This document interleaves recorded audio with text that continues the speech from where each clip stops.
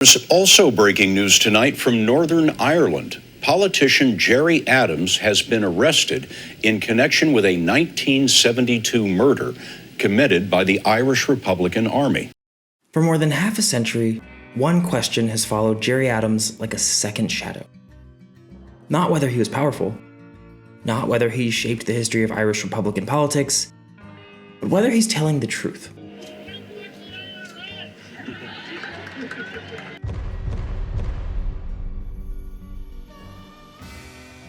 They haven't gone away, you know. Because across decades of interviews, arrests, elections, and courtroom testimony, Gerry Adams has made one claim repeatedly and publicly, that he was never a member of the Irish Republican Army, the IRA. That sentence sounds simple. But in Northern Ireland, simple sentences are rarely simple. Because the IRA wasn't just an organization, it was a network of secrecy, reputation, and deniability, built to survive infiltration, imprisonment, and informers. And when you ask whether a person was in the IRA, you're not just asking for a membership card. You're asking about a world where people didn't document what they did, and where many of the people who knew the answers are no longer alive to be cross-examined. Supporters say the question that has lingered across Gerry Adams' life has been answered. He denies it, no conviction exists. Let's move on. Critics say it was never truly answered, and too many insiders told too similar a story for too long. And the evidence that might settle this debate is scattered across contested testimony, sealed archives, and the silence of the dead. Gerry Adams was born on October 6, 1948, and raised in Ballymurphy, West Belfast, a place that would become one of the most intensely contested neighborhoods of the Troubles. This wasn't an environment where politics lived in op-eds or parliamentary speeches, it lived on the street.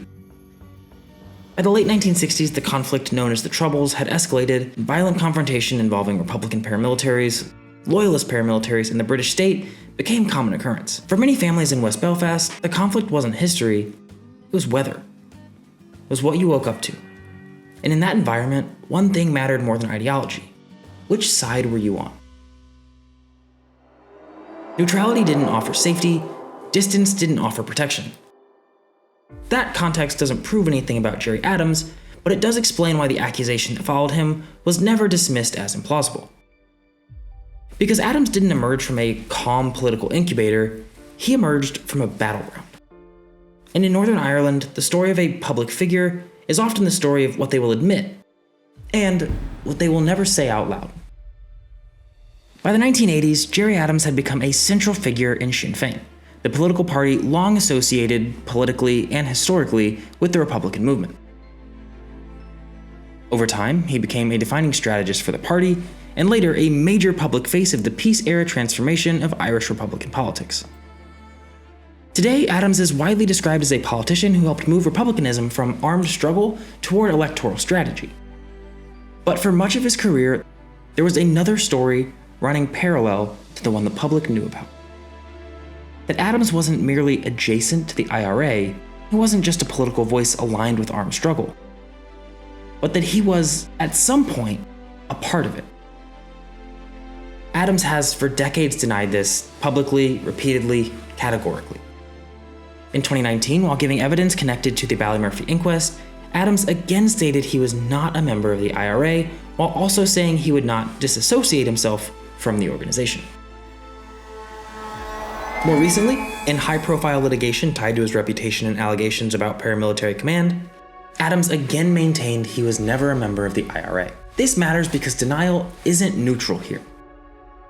If Adams was never in the IRA, then one of the most famous narratives of the Troubles, the idea that Sinn Féin leadership doubled as paramilitary command, becomes harder to sustain. But if he was in the IRA and was simply never charged or convicted, then the denial becomes something else. Not innocence, but strategy.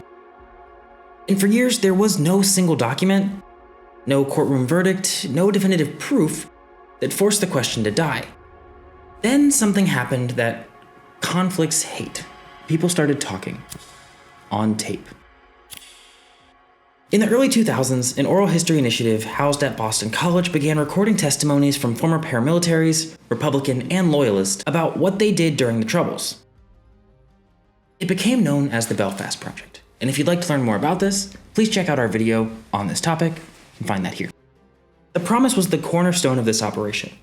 Interviews would remain confidential, intended for release only after the interviewee's death, subject to the limits of US law. The project wasn't designed to produce slogans, it was designed to produce detail, names, operations, internal conflicts, and the truth, because the people speaking believed that they were speaking beyond prosecution. And historians warned for years that this kind of confidentiality is fragile. Oral history depends on trust, but courts do not recognize trust as a legal shield. The idea was both simple and dangerous. The truth could be captured without consequence. But some people speaking into those tapes didn't offer abstractions, they offered names, roles, and chains of command. And when the tapes began to leak into public awareness through reporting and through books drawn from interviews, one name kept returning: Gerry Adams. Two voices became especially central to the Gerry Adams allegations. Brendan Hughes, widely described as a leading Belfast IRA figure and a former officer commanding in the Belfast Brigade, and Dolores Price, publicly known for her role in the 1973 Old Bailey bombing and related Republican operations. Both are reported to have made serious allegations connecting Adams to senior IRA roles, especially in connection with one of the most infamous cases in the conflict: the abduction and killing of Jean McConville, a widowed mother of 10 taken from her home in December 1972, later classified amongst the disappeared. Again, if you want to learn more information about this story, check it out here in a video we made previously.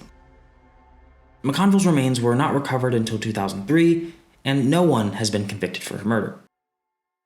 Hughes and Price, as reported in major coverage and later summaries of the Belfast Project material, implicated Adams as a senior commander, tying him to decisions around McConville. To this day, Gerry Adams denies IRA membership, he denies involvement in IRA violence, and he denies authorizing acts like the McConville disappearance. And this is where the story becomes structurally tragic. The people most associated with the taped allegations, Hughes and Price, are dead. Which means the claims live on, but the claimants cannot be cross-examined in a modern court. So the question shifts. If oral history isn't courtroom proof, what happens when the legal system tries to treat it like evidence anyway? In 2011, US authorities issued subpoenas for Belfast Project materials after a request routed through the US-UK Mutual Legal Assistance Treaty process.